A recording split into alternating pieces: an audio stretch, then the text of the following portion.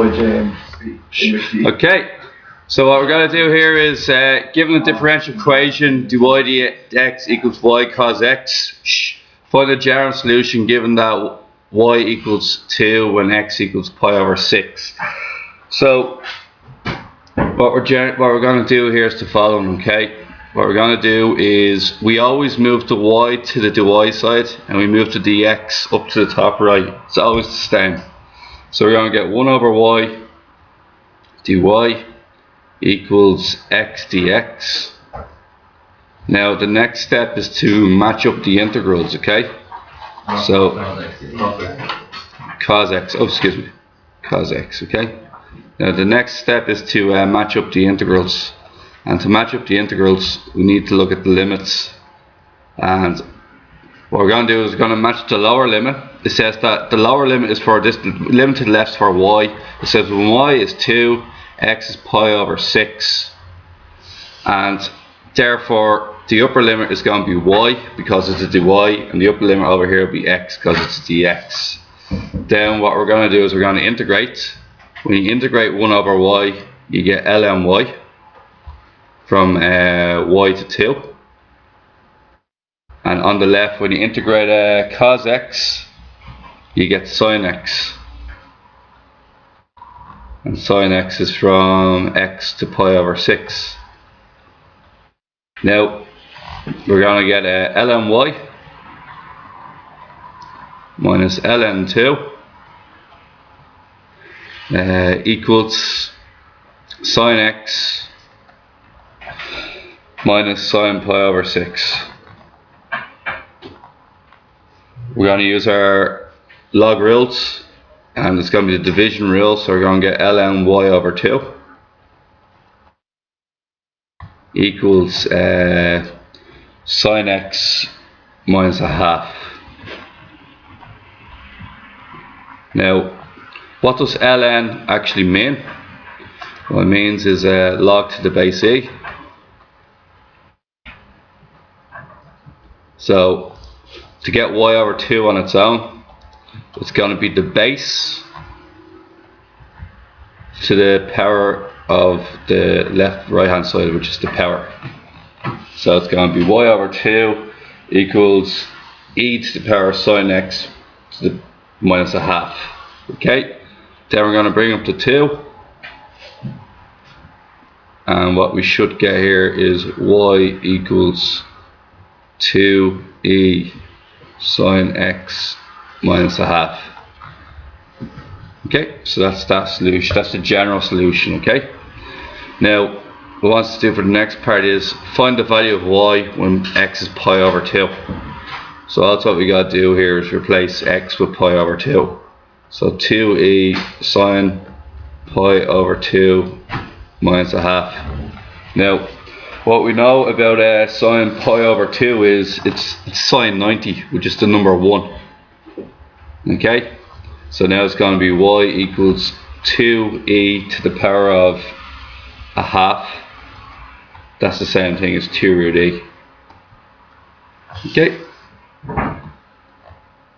so for this one, 2 dy dx equals xy plus x. So what we're going to get is 2 dy dx ends up to be x. We're going to factorize x into y plus 1. So we're going to get next is I'm going to cross multiply the dx up, and I'm going to send the y plus 1 down. So what you should get is 2 1 times 1 over y plus 1 equals x dx. And dy there as well. Okay, I'm just breaking it up into 2 times 1 over y plus 1 so we can see clearly where the ln is going to come from. Okay, the next thing is match up the solutions. When y equals 2, x equals 1. So let's go and get the general solution first. So to get the general solution, what's going to happen is we're going to integrate that. Now it's bring the 2 to the outside. You're allowed to bring constants to the outside. So anything that's just a regular number, if it's being multiplied, you can bring it to the outside. So what we're going to get is 2 times ln y plus 1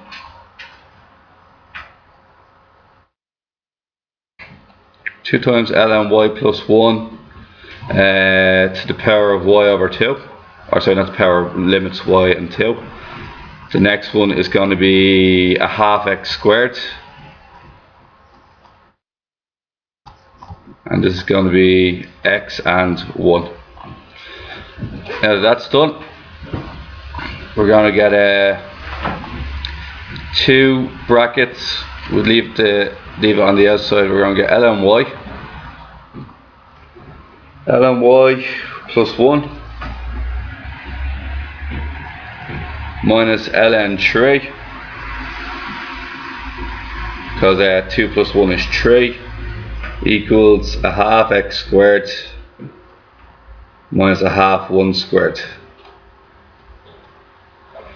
Okay, let's put it as one big fraction here. So we're going to get 2 brackets ln y plus 1 over 3 using the division rule of logs, and that will equal a half x squared minus a half.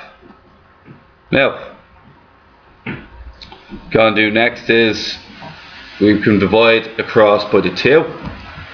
The 2 can go underneath. So we're going to get ln y plus 1 over 3 equals, it's going to be x squared over 4 minus 1 over 4. However, you might as well just join those 2 fractions together, and what you'll get is all over 4. Okay. Now, next thing we gotta do is we gotta free up the y. We want y in terms of x, because the question is to y dx. That means y in terms of x. You need to isolate y. So once again, we're going to say that ln is log to the base e. The e is what goes up, and this is the power. So it's going to be e to the power of x squared minus 1 over 4. And then you're going to get y plus 1 over 3 is equal to this. Bring up the 3 and then bring over the 1 after it. So we're going to get y equals 3e to the power of x squared minus 1 all over 4, and then a minus 1 at the end. So that's our general solution. Okay? Are you able to bring up the 3 before you bring to the power of e? No, because it's part of the log function. So it doesn't behave like normal maths because it's in the log. So that means that you have to get rid of the log before it behaves like normal maths again. Okay. Now, what we're asked then to find is find the value when x equals 2. So it's just a matter of saying y equals 3e. X squared is going to be 4 minus 1 over 4, and then we're going to have minus 1 here. And it's just a matter of very much a calculator job here. Join calculator. 3. Now where's the e button? There it is there. 3e to the power of massive bit of a fraction 3/4. And that's nothing. We're going to take away the 1 after it. Equals, and take away 1, and we should get 5.35. Okay guys, so 5.35.